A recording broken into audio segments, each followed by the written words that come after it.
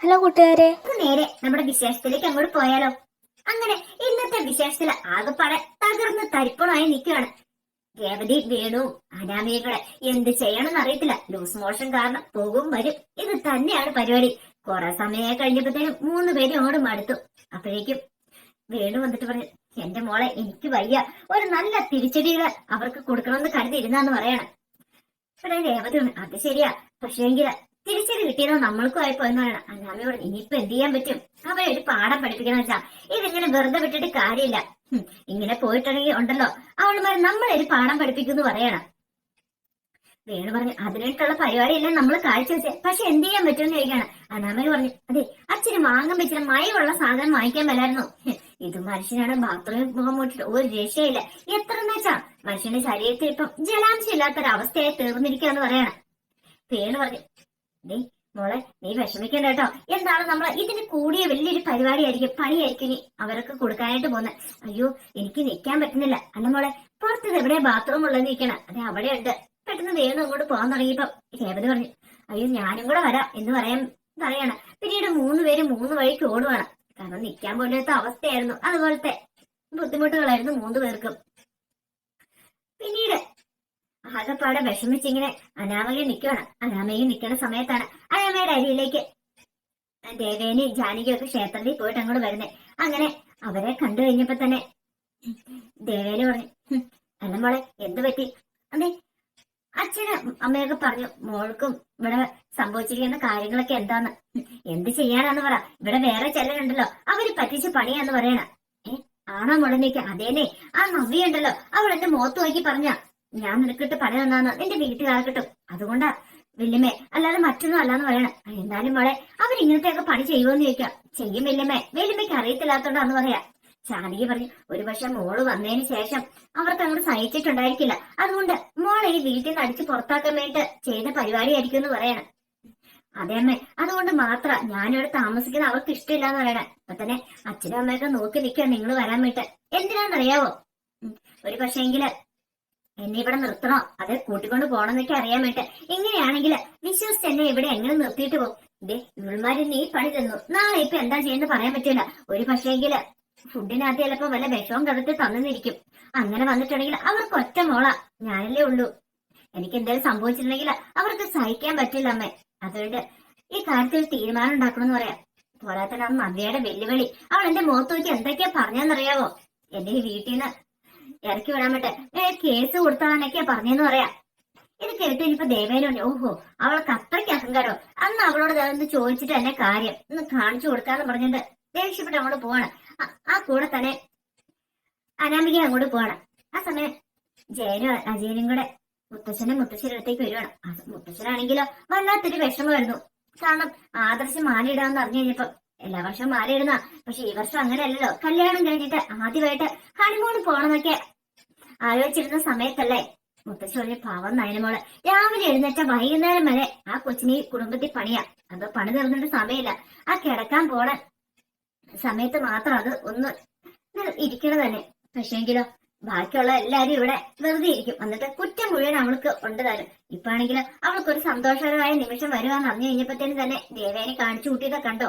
പെട്ടെന്ന് മുത്തശ്ശൻ പറഞ്ഞിട്ടൊന്നും കാര്യമില്ലടോ, ചിലരുടെയൊക്കെ മനസ്സിങ്ങനെയാ, അവർക്ക് നല്ല തിരിച്ചടി കിട്ടിയാൽ മാത്രമേ അവരൊക്കെ പഠിക്കുള്ളൂ എന്ന് പറയണം. അപ്പോഴേക്കും ജയനും അജയനും കൂടെ അങ്ങോട്ട് കയറി വന്നു.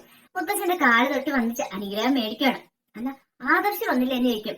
ആദർശ് ആ വഴി തന്നെ ഓഫീസിലേക്ക് പോയെന്ന് പറയണം. ഓ അങ്ങനെ. അല്ല വേറെ കുഴപ്പമൊന്നുമില്ലല്ലോ ചെയ്യാം. എന്ത് കുഴപ്പം? ഇനിയിപ്പം 41 ദിവസം നോയമ്പെടുത്ത് ക്ഷേത്രത്തിൽ പോയി വരാം. മതിയോട്ടോ. ആദർശന് സങ്കടമൊക്കെ ഉണ്ട്, പക്ഷേങ്കിൽ നല്ലൊരു കാര്യമുണ്ടോന്ന് നയനമോള് പറഞ്ഞു. ഇനി കുഴപ്പമൊന്നുമില്ല. അവനാണെങ്കിലോ സങ്കടം കാണോ അവൻ കീഴ്ക്കാവിൽ പോയ മാലയിട്ട് ദേവേനുള്ള ദേഷ്യമുണ്ട് അവന്റെ മനസ്സിൽ. കാരണം കുറെ നാളെ ആഗ്രഹിച്ചതിന് ശേഷമല്ലേ ഹണിമൂൺ ട്രിപ്പ് പോകാനായിട്ട് അവസരം കിട്ടിയത്. ആ സമയം ദേവേനെ ഇങ്ങനെയൊക്കെ പറഞ്ഞുതരാം. പിന്നീട് ഞാൻ പെട്ടെന്ന് ഓർത്തിട്ട് പറഞ്ഞു, അതിനുള്ള കൂലി അവർക്ക് കിട്ടി തുടങ്ങി അച്ഛാന്ന് പറയണേ. എന്തു പറ്റി? ആ ക്ഷേത്രത്തിലേക്ക് പോകുന്ന സമയത്ത് അവൾക്ക് തലകറക്കമൊക്കെ ഉണ്ടായിരുന്നു. തലകറക്കം മാത്രമല്ല പ്രഷർ കുറയും എന്തോ ചെയ്തിട്ടുണ്ട്. പിന്നെ അവിടെ പിടിച്ചിരുത്ത് വെള്ളമൊക്കെ കൊടുത്ത് ഒരുമാതിരി ഇതായിട്ട് എങ്ങോട്ട് വന്നേന്ന് പറയണം. ഇത് കേട്ടത് മുത്തശ്ശി പറഞ്ഞു, അതെ ദൈവത്തെ പിടിച്ചാലേ അവള് കളിച്ചിരിക്കുന്നേ, അങ്ങനെയാണെങ്കിൽ അവൾക്ക് ദൈവം തിരിച്ചിട്ട് കൊടുക്കാതിരിക്കുമെന്ന് ചോദിക്കണം. മുത്തശ്ശി പറഞ്ഞത് ശരിയാണ്. കാരണം അവരുടെ നല്ല ജീവിതം, കാരണം അവർ സന്തോഷകരമായിട്ട് പോകുന്ന കാണാൻ വയ്യാഞ്ഞിട്ട് അവള് ഒരു നേർച്ചയുണ്ടെന്ന് പറഞ്ഞിട്ട് ഒരു കള്ളത്തിനെ കാണിച്ചല്ലേ, അങ്ങനെയാണെങ്കിൽ അവൾ അതിന്റെയൊക്കെ അനുഭവിക്കാനായിട്ട് പോകുന്നുള്ളൂ. ദൈവത്തിന്റെ പേര് പറഞ്ഞ് കളിച്ചിട്ടുണ്ടെങ്കിൽ ഒരിക്കലും അതൊന്നും നല്ലതിനല്ല. അതിപ്പം ഞാൻ പറഞ്ഞു കൊടുത്തില്ലെങ്കിൽ നീ ഒന്ന് പറഞ്ഞു കൊടുത്താരെ ചെയ്യാന്ന് പറയാണ്. ഞാൻ പറഞ്ഞു ഇനി അവളോട് പറഞ്ഞു മനസ്സിലാക്കാനായിട്ടാ. ഞാനാ നല്ല കഥയായിപ്പോയി. അച്ഛൻ അറിയാവുന്നല്ല അവളുടെ സ്വഭാവം. ആരൊക്കെ എന്തൊക്കെ പറഞ്ഞു പറഞ്ഞാലും അവൾ അനുസരിക്കില്ല. അതിന് അവൾക്ക് നല്ല തിരിച്ചടി കിട്ടിയാലോ അവള് പഠിക്കുള്ളൂ പറയണം. മുത്തശ്ശൻ പറഞ്ഞു, ഇതൊക്കെ പഠിക്കുന്ന ഒരു കാലം വരും വാർദ്ധക്യത്തില്, ആ സമയത്തായിരിക്കും ഇതൊക്കെ ഓർത്തിരിക്കുള്ളൂ. കാരണം ഇപ്പോഴിങ്ങനെ മക്കളെ മരുമക്കളൊക്കെ അയച്ചു നിർത്തിയിട്ടുണ്ടെങ്കിൽ പ്രായമായി കഴിഞ്ഞ് കഴിയുമ്പത്തിന് ഒരു മക്കളും കാണത്തില്ല നോക്കാനായിട്ട്. അവരുടെ മൂട്ടിലെ പൊടിയും തട്ടി പോകത്തുള്ളൂ. ഇപ്പൊ തന്നെ കണ്ടില്ലേ ഓരോന്നൊക്കെയാണ് പറയണം. പിന്നീട് അവരങ്ങനെ പോവാണ്.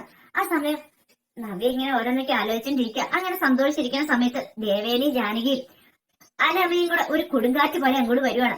എന്നിട്ട് ദേവേനെ ചോദിച്ചു, നീ എന്ത് പരിപാടിയാണ് നവ്യെ കാണിച്ചെന്നിരിക്കുക? എന്താ വലുമേ, എന്താ കാര്യം? നീ എന്തിനാ ആ പായസത്തിനകത്ത് ഇവർക്ക് വേറൊരാളെ മരുന്ന് ചേർത്തിരിക്കുക? ഞാനെങ്ങനെ ചേർത്തിട്ടില്ലെന്ന് പറയണം. അനാമിക പറഞ്ഞു, കള്ളം പറയില്ല നീ അല്ലേ എന്നെ ചേർത്തെ? എന്നിട്ട് എന്റെ മുഖത്ത് നോക്കി വെല്ലുവിളിക്കുകയും ചെയ്തില്ലേ?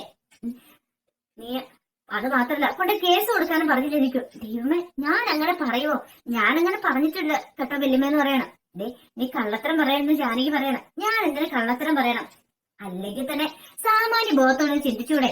അങ്ങനെ ആരെങ്കിലും പായസത്തിനകത്ത് എന്തെങ്കിലും കലക്കിയിട്ടുണ്ടെങ്കിൽ അത് വിളിച്ചു പറഞ്ഞുകൊണ്ട് നടക്കുവോ? ഉറപ്പായിട്ടും അങ്ങനെ പറയത്തില്ലെന്ന് പറയണം. ദേവേനെ പറഞ്ഞു, നീ കൂടുതലൊന്നും ഉരുണ്ട് കളിക്കണ്ടെന്ന് പറയണം. ഞങ്ങൾക്കെല്ലാം മനസ്സിലാവുന്നുണ്ടെന്ന് പറയണം. ദേ വല്യമ്മേ, അറിയത്തില്ലാത്ത കാര്യത്തെ കുറിച്ച് വെറുതെ പറയരുത്. ഇതെന്നെ പല തെളിവുണ്ടോ? ഞങ്ങൾ എന്തെങ്കിലും അതിനകത്ത് കളിക്കുന്നുള്ളതിന്റെ തെളിവുണ്ടോ എന്ന് ചോദിക്കും. ഇത് കേട്ടോ അനാമ പറഞ്ഞ, തെളിവൊന്നും വേണ്ട, നീ എന്റെ മുഖത്ത് നോക്കി വെല്ലുവിളിച്ചാന്ന് പറയും. ദൈവമേ, വെല്ലുവിളിച്ചെന്നോ? എന്റെ വയറ്റിന്റെ കുഞ്ഞെന്നുള്ള ചിന്ത പോലും നിനക്കില്ലെന്ന് ചോദിക്കണം. അനാമ, നീ കിടന്ന് കൂടുതൽ കൊണ്ട് കളിക്കൊന്നും വേണ്ട. നീയും നിന്റെ അനിയത്തെയും കൂടി ചേർന്ന് നടത്തിയ തന്ത്രമാ എന്നെ ഈ വീട്ടിൽ നിന്ന് അടിച്ച് പുറത്താക്കാനായിട്ട്. അതെങ്ങനെ പറഞ്ഞിട്ട് കാര്യമില്ല. വല്ലയിടത്തുനിന്നൊക്കെ വലിഞ്ഞു കയറി അവളുമാരെ ഇങ്ങനെയൊക്കെയല്ലേ ചെയ്യുള്ളൂ എന്ന് ചോദിക്കാം. ദേ അനാമികെ, ഒരു കാര്യം ഞാൻ പറഞ്ഞേക്കാം. അതെ, നീ എന്റെ അനിയത്തി അല്ലാതെ ചേച്ചിയൊന്നും അല്ലെന്ന് പറയണം. മര്യാദയ്ക്ക് ഇരുന്നോന്ന് പറയാം. ഇല്ല നീ എന്ത് ചെയ്യുന്നു ചോദിച്ചിട്ട് അടിക്കാൻ അങ്ങോട്ട് വരുവാണ്. പെട്ടെന്ന് നവ്യ എന്ത് ചെയ്യണം, ആ കയ്യെല്ലാം കൂടെ കയറി പിടിച്ചിട്ട് പറഞ്ഞു, മേലാൽ എന്റെ നേരെ കയ്യും പൊയ്ക്കൊണ്ട് വന്നോണ്ടല്ലോ, നിന്റെ കാരണം അടിച്ചാൻ പോയിക്കും. പറഞ്ഞു കേട്ടല്ലോ. നീ ആരായി കൂടുതൽ കളിക്കാൻ വരുന്നേ? അതെ, ചേച്ചി എന്നുള്ള സ്ഥാനം തന്നോളെന്ന് പറയാ. നീ അത്രയ്ക്ക് അങ്ങോട്ട് കിടന്ന് നീളിക്കേണ്ടെന്ന് പറയാം. ഇത് കണ്ടു കഴിഞ്ഞപ്പോഴത്തേനും ദേവനോ, നീ എന്തൊക്കെയാ നവ്യ പറയണെന്ന് വെക്കും. എന്താ പറയണേ? ഞാൻ പറഞ്ഞാൽ എന്താ തെറ്റിരിക്കണേ? അവളുടെ അഹങ്കാരം കണ്ടില്ലേ? പിന്നെ ഞാൻ ഞങ്ങളെ ആ പായസത്തിനകത്ത് ഇത് കളിക്കാന്ന് ഒരാൾക്കും ഒരു തെളിവ് കിട്ടില്ല. ഒരുത്തി പറയുന്നത് കേട്ടിട്ട് എല്ലാം കൂടെ കണ്ണടച്ച് വിശ്വസിച്ച് ഞങ്ങളുടെ മേക്കിട്ട് കയറാൻ വരണ്ടെന്ന് പറയണം. ജാനകി പറഞ്ഞു, എന്റെ മോളെന്താളും കള്ളത്തരം പറയുന്നില്ല. അവൾക്ക് കള്ളത്തരം പറയേണ്ട കാര്യമില്ലെന്ന് പറയണം. ഓ പിന്നെ കള്ളത്തരം പറയത്തില്ല പോലും. അല്ലെങ്കിലും ഇവിടെ എന്തൊക്കെ പ്രശ്നങ്ങൾ ഇതിനു മുമ്പ് ഉണ്ടായത് ഒന്ന് ഓർത്തു വയ്ക്ക്. ആ സ്വർണ്ണാഭരണങ്ങൾ മോഷണം പോയി. അതോ ഇവളുടെ അമ്മയൊക്കെ വന്നതിന് ശേഷം മാത്രമോ? എന്നിട്ട് അത് പിടിക്കപ്പെട്ടോ? ഇല്ലല്ലോ. കേസ് കൊടുത്തിട്ട് അതുപോലും വല്യമ്മ പിൻവലിച്ചില്ലേക്ക്. അല്ലേ കാണാനും നിന്റെ വീട്ടുകാർ പോയി കിടക്കുന്ന എന്ന് ജാനകി പറയണം. പിന്നെ എന്റെ വീട്ടുകാരൊന്നും കിടക്കത്തില്ലെന്ന് പറയണം. കിടക്കുന്ന വേറെ പലരായിരിക്കും. ഇവിടെ കള്ളത്തരം കാണിക്കുന്ന വേറെ ചിലതാന്ന് പറയണം. ഇത് കേട്ടോ അനാമ, ആരുടെ കള്ളത്തരം കാണിക്കുന്നേ? നീ തന്നെ. നീ നിന്റെ വീട്ടുകാരൻ തന്നെയാ കള്ളന് കള്ളയൊക്കെ അറിയാലോ. അല്ലെങ്കിൽ പിന്നെ ഇതേ അമ്മായി തന്നാ സ്വർണ്ണം എന്തിയെ? എത്ര സ്വർണം തന്നാ അതൊക്കെ എന്തിയെന്ന് ചോദിക്കണം. ഒരു നിമിഷം അനാമയിൽ ഒരു ഞെട്ടലുണ്ടായി. പണി പാടുവോ? സ്വർണ്ണം അങ്ങനെ ഇപ്പൊ ചോദിച്ചിട്ടുണ്ടേ തീർന്നു. എങ്ങനെ എടുത്ത് കാണിക്കാം എന്ന് പറയാൻ ചെന്നിട്ടുണ്ടെങ്കിൽ താൻ ഇവിടെ നിന്നെടുത്ത് കാണിക്കാനായിട്ടാ അനാമയ്ക്കൊരു പേടിയുണ്ടായി. അനാമ പറഞ്ഞു, ഇവളുമാരോടൊന്നും പറഞ്ഞിട്ട് കാര്യമില്ല വല്യമ്മേ, വാ നമുക്ക് പോവാന്ന് പറയണം. എന്നിട്ട് അങ്ങോട്ട് കൂട്ടിക്കൊണ്ട് പോവാ. അത് കാഴ്ചയാണ് നവ്യക്ക് മനസ്സിലായി. ഇവളുടെ മനസ്സിലെ കള്ളത്തരം. ആ സ്വർണത്തിന്റെ കാര്യം പറഞ്ഞു കഴിഞ്ഞപ്പോഴത്തേനും പെട്ടെന്ന് തന്നെ അവള് കൂട്ടിക്കൊണ്ട് പോയതുണ്ടോ. അവളിതല്ല ഇതിലപ്പുറം ചെയ്യുന്നോളാ. ഇതങ്ങനെ വെറുതെ വിട്ടിട്ട് കാര്യമില്ലെന്ന് മനസ്സിലായി. പിന്നീട് നയന ആദർശിനെ ഫോൺ ചെയ്യണം. ഫോൺ ചെയ്തപ്പോ ആദർശ് കാർ ഓടിക്കുമായിരുന്നു. ആദർശ് എന്താ നീക്കണം? അല്ല മാല ഇട്ടിട്ട് ഇങ്ങോട്ട് വന്നില്ല. അത് പിന്നെ ഓഫീസിലേക്ക് എനിക്ക് അത്യാവശ്യമായിട്ട് പോണായിരുന്നു, അതുകൊണ്ടാന്ന് പറയാണ്. അല്ല ആദർശാണ് എന്ത് പറ്റി സൗണ്ടൊക്കെ വല്ലായിരിക്കുന്നേ? എന്ത് ചെയ്യാനെന്ന് പറ. അമ്മയുടെ കാര്യം ഓർത്തിട്ടെന്നറിയ. ഇനിയിപ്പൊ അതേക്കുറിച്ചൊന്നും ആലോചിക്കണ്ട. 41 ദിവസത്തെ കാര്യമല്ലേ ഉള്ളൂ. അത് കുഴപ്പമൊന്നുമില്ല. 41 ദിവസം കഴിഞ്ഞ് നോയമ്പെടുത്ത് മലയ്ക്ക് പോയിട്ട് വന്നാൽ പിന്നെ പ്രശ്നമില്ലെന്ന് പറയാം. എന്നാലും അമ്മയുടെ സ്വഭാവം. പിന്നെ അമ്മയ്ക്ക് അവിടെ വെച്ച് തലകറക്കം കാര്യങ്ങളൊക്കെ ഉണ്ടായിട്ടുണ്ടായിരുന്നു. തലയിറങ്ങി അമ്മ വീഴാൻ പോയിട്ട് അവിടെ കൊണ്ടുവരുത്തി വെള്ളമെല്ലാം കൊടുത്തു കഴിഞ്ഞപ്പോഴാണ് ശരിയായത്. പ്രഷർ കുറഞ്ഞ മറ്റാന്ന് തോന്നുന്നേ. ഇത് കേട്ട് കഴിഞ്ഞപ്പോഴത്തേനും നയന പറഞ്ഞു, ഇടയ്ക്കിടയ്ക്ക് അമ്മയ്ക്ക് ഇങ്ങനെ തളർക്ക് ഇപ്പൊ ഉണ്ടാകുന്നുണ്ടല്ലോ എന്ന് പറയണേ. എന്ത് ചെയ്യാനാന്ന് പറ. അമ്മയോട് പറഞ്ഞ അമ്മ അനുസരിക്കത്തില്ല ഓരോന്നൊക്കെ. ദൈവമായിട്ട് ഓരോന്ന് കൺമുന്നിൽ കാണിച്ചു കൊടുക്കണം. ഇനി എന്തൊക്കെയാ സംഭവിക്കാൻ പോകുന്ന ആര് കണ്ടെന്ന് പറയണം. പെട്ടെന്ന് നയനോട് അങ്ങനെയൊന്നും പറയല ആദർശേട്ടാ. അമ്മയല്ലേ, അമ്മ ചിലപ്പോ നല്ല കാര്യത്തിന് വേണ്ടി ചെയ്താണെങ്കിലോ. നിനക്ക് എന്റെ അമ്മേനെ എതിരായിട്ടും മനസ്സിലായിട്ടില്ല നയനെ. അതുകൊണ്ടാ നീ ഇങ്ങനെയൊക്കെ പറയണേ. അറിയാലോ അമ്മയുടെ സ്വഭാവം എന്താന്ന്. മകനായി ഞാൻ പോലും ഇപ്പൊ അമ്മേനെ അകറ്റി നിർത്തണമെങ്കിൽ, അമ്മയെന്ന് അകന്നു പോണെങ്കിൽ അതിന്റെ കാരണം എന്താ? അമ്മയുടെ സ്വഭാവം തന്നെയാ. ഇന്നും ശരിയാവും നാളെ ശരിയാവും എന്ന് ഓർത്തിരുന്നിട്ട് ഓരോ ദിവസം വരുന്നോറും കുശും കുഞ്ഞായ്മത്തരം കൂടി വരുന്നില്ലാതെ അതിന് കുറവ് വരുന്നില്ലെന്ന് പറയാ. സാരമില്ല പോട്ടാ ആദർശേട്ടാ എന്നൊക്കെ പറഞ്ഞോണ്ട് ആദർശം ആശ്വസിപ്പിച്ചിട്ട് നയനെ കോള് കെട്ടിയാണ്.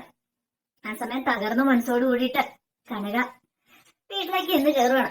അപ്പോഴും നയനെ കുറിച്ച് നവ്യനെ കുറിച്ചായിരുന്നു നന്ദ പറഞ്ഞോണ്ടിരിക്കുന്നത്. നയനെയാണ് ഇതിനായിട്ട് വിളിച്ചിട്ട് പോലില്ല, പരാതി പറഞ്ഞിരിക്കുക ഗോവിന്ദനോട്. അല്ല നയനേച്ചി ഹണിമൂൺ ട്രിപ്പ് പോയി കഴിഞ്ഞിട്ടൊന്നും വിളിച്ചു പോലില്ല അച്ഛാ ഇതുവരെയായിട്ടും. കാരണം പോയി കഴിയുമ്പോൾ വിളിക്കേണ്ടായിരുന്നല്ലോ. ഇത് കേട്ടപ്പം ഗോവിന്ദൻ പറഞ്ഞു, അതുപിന്നെ അവര് സന്തോഷകരമായിട്ടിരിക്കുന്ന സമയമായിരിക്കും മോളെ. അപ്പൊ അതുകൊണ്ട് സമയം കിട്ടി കാണത്തില്ല, അതുകൊണ്ടായിരിക്കും എന്ന് പറയണം. അപ്പോഴാണ് കനക അങ്ങോട്ട് കയറി വരുന്നത്. കനകയുടെ മുഖം കണ്ട് നന്ദു പറഞ്ഞു, അമ്മയ്ക്ക് ഇത് എന്ത് പറ്റി എന്ന് ചോദിക്കണം. എന്ത് ചെയ്യാനാ, ക്ഷേത്രത്തിൽ പ്രാർത്ഥിക്കാൻ പോകുന്ന സമയത്താണ് മലയ്ക്ക് പോകാനായിട്ട് മാല ഇടാനായിട്ട് അനന്തപുരിക്കാർ അവിടെ വരുന്നുണ്ടെന്ന് പറയാണ്. അവരും വന്ന് മാല ഇട്ടോ? അതെ, ആദർശനും അച്ഛനും അതെ അനിയും അവരെല്ലാരോടും മാല ഇട്ടെന്ന് പറയണം. അപ്പൊ ആദർശം മാല ഇട്ടെന്ന് പറയണേ. അപ്പൊ അവര് ഹണിമൂൺ ട്രിപ്പ് പോകുന്നില്ലേ? എന്ത് ചെയ്യാൻ എന്റെ മോളെ, ഹണിമൂൺ ട്രിപ്പ് ഒക്കെ മാറ്റി വെച്ചു. ദേവേന് നേർച്ച ചേർന്നിട്ടുണ്ട് പോലും മുത്തശ്ശന്റെ ആയുസിനും ആരോഗ്യത്തിന് വേണ്ടിയിട്ട്. അപ്പൊ ആദർശിനെ കൂടെ 41 ദിവസം വ്രതം എടുത്ത് മല ചവിട്ടിയേക്കാന്ന്. ഇത് കേട്ട് കഴിഞ്ഞപ്പോ തന്നെ നന്ദ പറഞ്ഞു, ഇതൊക്കെ അവരുടെ ഒരു കളിയല്ലമ്മേ. ആ ദേവയാനി എന്ന് പറയുന്ന ആ തള്ളയുടെ അവർക്ക് ഇതുവരെ ആയിട്ടും അവരുടെ അസൂയക്കും കുശുമ്പിനും ഒരു മാറ്റില്ല. എന്നാലും അവർക്ക് എങ്ങനെ ഇങ്ങനെയൊക്കെ പറയാണ്ട് ചെയ്യാനായിട്ട് തോന്നി? അവരുടെ സ്വന്തം മകനല്ലേ അത്. ശരിക്കും പറഞ്ഞ അവരുടെ കളി തന്നെയാ. ഇത് അവിടെ പൊളിച്ചു കൊടുക്കണ്ടെന്ന് പറയണ. വേണ്ട, ഇനിയിപ്പോ നമ്മൾ അതിൽ നിന്ന് മുതലുണ്ടെന്ന് ഗോവിന്ദൻ പറയണം. നല്ലൊരു കാര്യല്ലേ, 41 ദിവസത്തെ കാര്യമല്ലേ ഉള്ളൂ. കല പറഞ്ഞു, അത് ശരിയാ. എന്നാൽ അവര് എത്രമാത്രം പ്രതീക്ഷിച്ചിട്ടുണ്ടായിരിക്കും. നയനമോളാണെങ്കിലും ആദർശാണെങ്കിലും പാവം. പക്ഷെ ഇനി പറഞ്ഞിട്ട് കാര്യമൊന്നുമില്ലെന്ന് ഗോവിന്ദൻ പറയണം. ആ ദിവസം കഴിയട്ടെ എന്ന് പറയണം. പക്ഷേ ഒരു കാര്യമുണ്ട് അച്ഛാ, ഈ 41 ദിവസം നോയമ്പെടുത്ത് മലയ്ക്ക് പോയിട്ട് വന്നു കഴിയുമ്പോഴത്തേനും ഇനി അടുത്ത എന്തെങ്കിലും ഒരു കള്ളത്തരം ഉണ്ടാക്കും, എന്തെങ്കിലും ഒരു കാരണം ഉണ്ടാക്കും അവരെ തമ്മിൽ അകറ്റി നിർത്താനായിട്ട്. അങ്ങനെ ഞാൻ ചെയ്തിട്ടുണ്ടെങ്കിൽ ഈ നന്ദു ആരാന്ന് അവരറിയാൻ പോകുന്നുള്ളൂ എന്ന് പറഞ്ഞ് ദേഷ്യപ്പെട്ട് പറഞ്ഞിട്ട് നന്ദു അകത്തേക്ക് അങ്ങോട്ട് കയറി പോവാണ്. ഈ സമയം നയന എന്ത് ചെയ്യുക, ബെഡ്ഷീറ്റൊക്കെ കുറഞ്ഞു വിരിച്ചോണ്ടിരിക്കുകയാണ്. അപ്പോഴേക്കും ദേവേനെ അങ്ങോട്ട് വരുവാണ്. ദേവേന എന്നിട്ട് കുറഞ്ഞു വിരിക്കുന്നൊക്കെ ഉണ്ടല്ലോ, ഒരു കാര്യമുണ്ട്, കുറഞ്ഞു വിരിക്കുന്നൊക്കെ അവിടെ നിൽക്കട്ടെ. വൈകുന്നേരം നീ കിടക്കാൻ പോകുന്ന എവിടെ എന്നറിയാം, മര്യാദയ്ക്ക് താഴെ പോയി കിടന്നോന്ന് അറിയാലോ. അതൊക്കെ എനിക്ക് അറിയാം അമ്മയെന്ന് പറയണം. പിന്നെ ഇടയ്ക്ക് നീ ഇങ്ങോട്ട് കയറി വരണ്ട, ഞങ്ങൾ എല്ലാവരും ഉണങ്ങി കഴിയുമ്പോഴത്തേനും. അമ്മേ എനിക്ക് അതിന്റെ കാര്യമൊന്നുമില്ലെന്ന് പറയണം. നീ ഇങ്ങനെയൊക്കെ പറയും, പിന്നെ നിന്റെ സ്വഭാവം എനിക്ക് നന്നായിട്ട് അറിയാൻ പാടില്ലെന്ന് ചോദിക്കും. ഇത് കേട്ടപ്പോ നയന പറഞ്ഞു, ഞാൻ എന്ത് തെറ്റ് ചെയ്യുന്ന അമ്മ പറഞ്ഞേന്ന് ചോദിക്കാം. ഒരു തെറ്റും ചെയ്തിട്ടില്ല, നീ പണ്ടേ തൊട്ട പുണ്യാളത്തെ ആണല്ലോ എന്ന് പറയാണ്. ഇല്ലേ അമ്മേ, വെറുതെ അനാവശ്യമായിട്ട് കാര്യങ്ങൾ പറയേണ്ട കാര്യമില്ല. ആദർശാണ് മലയ്ക്കോ മാലയിട്ടേക്കെന്നും എല്ലാ കാര്യങ്ങളും എനിക്കറിയാം. ഇനിയിപ്പോ അത് തന്നെ അമ്മ പറയേണ്ട കാര്യം എന്ന് പറയാം. എന്നാലും നീ നിന്റെ ചേച്ചിയും കൂടെ കൂടി എന്ത് പരിപാടിയാടി അനാമയ്ക്ക് കൊടുത്തതെന്ന് ചോദിക്കണം. ഇത് കേട്ടപ്പോ നയന പറഞ്ഞു, ഞങ്ങൾ ആർക്കിട്ടും ഒരു പണിയും കൊടുത്തിട്ടില്ല. പിന്നെ ആ പായസം തന്നെയാണല്ലോ ഇവിടെ ബാക്കി എല്ലാരും കുടിച്ചത്. മുത്തച്ഛന് ഞാന് നവേശ് എല്ലാരും കുടിച്ച, ഞങ്ങൾക്ക് ആർക്കും ഒരു കുഴപ്പമില്ലോ. പിന്നെ അവർക്ക് മാത്രം ഇങ്ങനെ പ്രശ്നം ഇടാൻ എന്താ കാരണം? താൻ കുടിച്ച കുടി താൻ തന്നെ നിന്ന് വെല്ലുമ്മ കേട്ടിട്ടില്ലേ, വെല്ലുമ്മ അമ്മ കേട്ടില്ലേ? അതുപോലെ തന്നെ ഇവിടെ എനിക്ക് സംഭവിച്ചിട്ടുണ്ടായിരിക്കാം. അവർ മറ്റുള്ളവർക്കിട്ട് പണി കൊടുക്കാൻ തോന്നിക്കാണും. അപ്പൊ അവർക്കിട്ട് തിരിച്ച് കിട്ടിയും കാണുമെന്ന് പറയണം. നിനക്ക് ഇച്ചിരി നാക്കിയേടായിട്ട് കൂടുന്നുണ്ട്, കൂടുതലൊന്നും പറയണ്ട. മുറിയിൽ അങ്ങോട്ട് ഇറങ്ങി പോകാൻ പറയണം. അങ്ങനെ നയനെ മുറിയിൽ അങ്ങോട്ട് ഇറക്കി വിടുകയാണ്. നയന ഒന്നും മിണ്ടാതെ കൊണ്ട് പോയി. പിന്നീട് അടുക്കളയിൽ പോയി ഫുഡ് ഉണ്ടായിക്കൊണ്ടിരിക്കുകയാണ് നയന. ആ സമയത്ത് അപ്പൊ അതൊക്കെ പമ്മി അങ്ങോട്ട് ജാനകിയും രേവതിയും കൂടെ വരുവാണ്. രേവതി ജാനകികളും ഉണ്ടാക്കുന്നുണ്ട്. ഇതൊക്കെ ഉണ്ടാക്കി വെച്ചിട്ട് ആരെ കൊണ്ടും ടെസ്റ്റ് ചെയ്തിട്ട് വേണം കഴിക്കാനായിട്ട്. എങ്ങനെയാ തിരുന്ന് ആർക്കറിയാന്ന് പറയണം. പെട്ടെന്ന് നയനെങ്കിൽ തിരിഞ്ഞിട്ട് പറഞ്ഞു, അതെ ടെസ്റ്റ് ചെയ്യേണ്ട കാര്യമൊന്നുമില്ല, ഞാൻ ഉണ്ടാക്കുന്ന ഫുഡ് നല്ല ഫുഡാന്ന് എനിക്ക് നല്ല വ്യക്തമായിട്ട് അറിയാന്ന് പറയണം. പിന്നെ ഈ പറച്ചില് മാത്രമേ ഉള്ളൂ, ഇതൊക്കെ കഴിച്ചു കഴിയുമ്പോ ആർക്ക് എന്താ സംഭവിക്കുന്നത് പറയാൻ പറ്റില്ലെന്ന് പറയണം. പെട്ടെന്ന് നയന പറഞ്ഞു, അതെ വിശ്വാസമുള്ളവര് കഴിച്ചാൽ മതി, എന്നെ വിശ്വാസമുള്ള 2-3 പേരുണ്ട് ഇവിടെ, അവര് കഴിച്ചോളും, അല്ലാത്തവർ അത് കഴിക്കാണ്ട് വരണ്ട. അടുക്കള സാധനങ്ങളൊക്കെ ഇരിപ്പുണ്ടല്ലോ, ആവശ്യമുള്ള കൂടെ ഉണ്ടാക്കി കഴിച്ചോളാൻ പറയാം. ഇത് കേട്ടൻ രേവതിയുടെ മുഖം അങ്ങോട്ട് മാറി. നല്ല ഫുഡാ നയന ഉണ്ടാക്കുന്നത്, ഇനിയിപ്പോ ഇങ്ങനെ പറഞ്ഞിട്ട് ഉള്ളതും കൂടെ ഇല്ലാതാകുമോ? പെട്ടെന്ന് ജാനകി പറഞ്ഞു, അതെ, നീ ഇവിടുത്തെ അടുക്കളക്കാരിയായിട്ട് ചെയ്യുന്നൊക്കെ അങ്ങ് ചെയ്താൽ മതി. പറഞ്ഞു കേട്ടല്ലോ. ഓഹോ, ഞാൻ ഇവിടുത്തെ അടുക്കളക്കാരിയല്ലേ, അല്ലാതെ മരുമോളല്ലേ എന്ന് ചോദിക്കണം. അത് മരുമോളായിട്ട് ഞങ്ങൾ അംഗീകരിക്കണ്ടെന്ന് ചോദിക്കും. അതെ, നിങ്ങൾ അംഗീകരിച്ചില്ലെങ്കിലും കുഴപ്പമില്ല. അംഗീകരിക്കേണ്ട ആൾക്കാരൊക്കെ ഇവിടെ എന്നെ നവീചയെ അംഗീകരിച്ചിട്ടുണ്ട്. അതുകൊണ്ട് ആ കാര്യത്തിൽ ഒരു വിഷമം വേണമെന്ന് പറയണം. പിന്നീട് ദേവത പറഞ്ഞു, എന്നാലും ഇവളുടെ നാക്ക് കേട്ടോ. ദേ, ഒരു കാര്യം പറഞ്ഞേക്കാം ജാനകി, എല്ലാം ഒന്ന് കാര്യങ്ങൾ ടേസ്റ്റ് ചെയ്താൽ കേട്ടോ, എന്നിട്ട് മതി ആർക്കെങ്കിലും കൊടുക്കുന്നേ, അല്ലെങ്കിൽ മിക്കവാറും മുമ്പത്തെ അവസ്ഥയായിരിക്കും ഉണ്ടാകാൻ പോണെന്ന് പറയണം. ഇത് കേട്ടോ നയന പറഞ്ഞു, അതെ കൂടുതൽ പറഞ്ഞോണ്ടിരിക്കണ്ട, നിങ്ങൾക്ക് ആവശ്യമുള്ള നിങ്ങൾ ഉണ്ടായി കഴിച്ചോ എന്ന് പറഞ്ഞിട്ട് നയന ദേഷ്യപ്പെട്ട് അങ്ങോട്ട് പോകാൻ തുടങ്ങുമ്പോഴത്തേനും ജലജയല്ല ജാനകിയും ദേവതയും കൂടെ പറയാം, ഇവളെ കൊട്ടൊരു പണി കൊടുക്കണം. ജാനകി പറഞ്ഞു, ഇവളെ ഈ വീട്ടിൽ നിന്ന് ഇറക്കി വിട്ടോളും, അത് മറ്റാരുമല്ല നേരെ ഇറക്കി വിട്ടോളൂ എന്ന് പറയണം. ഇത് കേട്ട് കഴിഞ്ഞപ്പോഴത്തേനും ഞെട്ടലോട് കൂട്ട് നയന തിരിഞ്ഞു നോക്കണം.